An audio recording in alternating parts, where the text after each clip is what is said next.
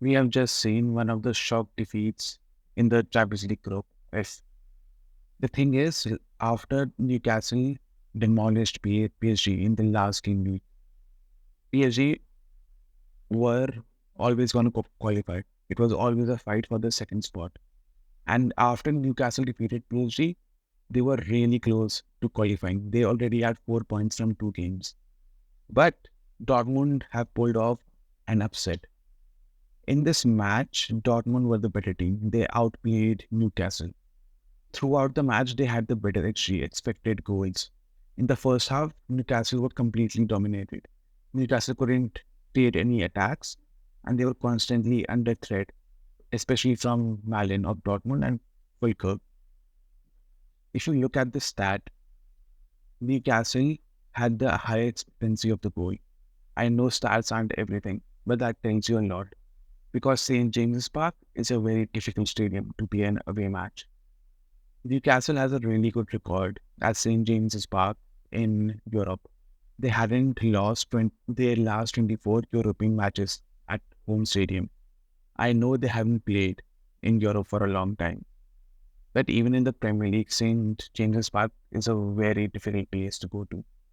Not only did Dortmund score a goal, but before this match, there were only two teams who have prevented Newcastle from scoring a goal: Man City and AC Milan.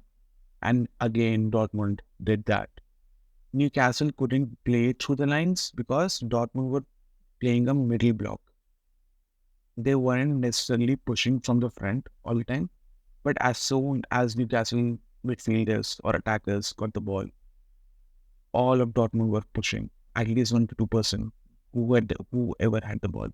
Because of that, Newcastle couldn't create any attacks.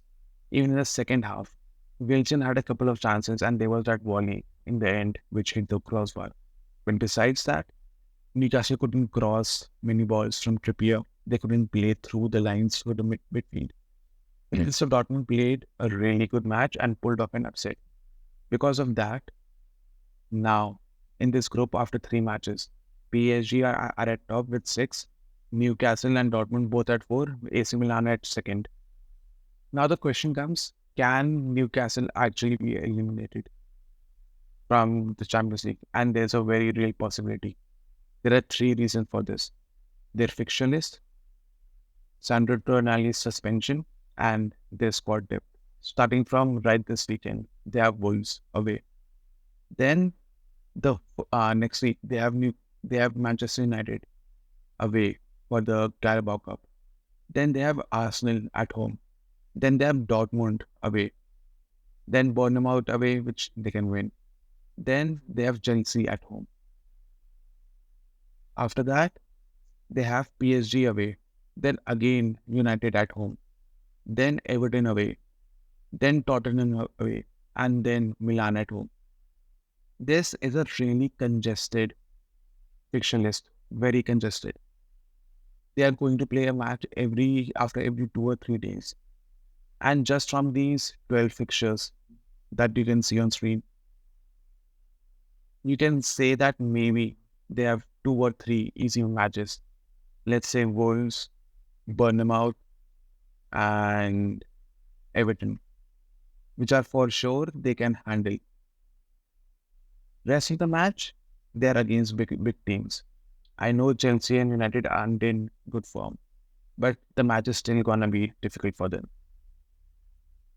So in this congested fixture list where they're gonna play every 3 to 4 days, the question comes, can their squad support this? Because we just saw in this last match, they got dominated at home. Now, why is there a squad problem? The first issue comes from Sandro Tonali. Fabrizio Romano himself has said that Sandro Tonali is going to get a 10-month suspension. 10 months. That's going to rule him out for the whole season. Forget the whole season. Just this next month and a half where they have to qualify for the Champions League. Sandro Tonali not being there in the middle of the park is a really big miss for them. Sandro Tonali brought a lot of technical depth. Joe Linton gave them power, and Bruno Guimaraes gave them a lot of running box to box. With Sandro Tonali missing, The next best option is Sean Longstaff. And the difference between the two is night and day. Sandro Tonali is going to be a very big miss. I don't know how they're gonna cope with a lot of fixtures because not only is Tonali getting suspended, but if you look at their injury list, they have Harvey Barnes injured, who is a long-term injury. Then they have Sven Botman injured, who's their best defender, also injured for the next few weeks, and who might not even be available for the Dortmund and Milan matches. Alexander Isak has just gone off injured in this match, and his replacement Callum Wilson is also very injury prone. They have Jacob Murphy and Elliot Anderson, who are two attacking options, both injured. I think both of them are short-term injuries, but even then, for the next few matches, that can create a difference because who are you going to sub on? Their fixture list is really difficult. Sandro Tonali is getting suspended, and they have squad depth issues because a lot of their main players are injured, and some of the injured players are just coming back from injury, like Joelinton and Willock. They have just come back from their injuries.